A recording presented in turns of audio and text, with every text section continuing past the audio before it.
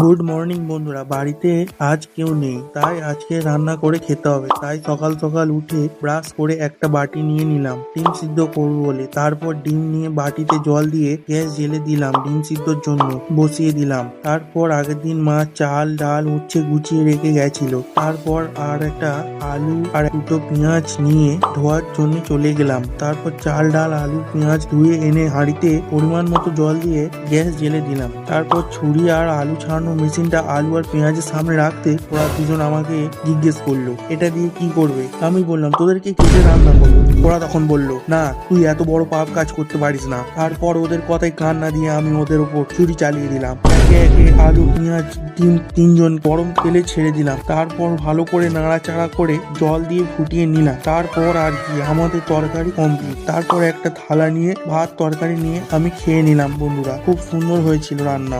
ভিডিওটি ভালো লাগলে একটা লাইক করে সাবস্ক্রাইব করে কমেন্ট করে দেবেন বন্ধুরা।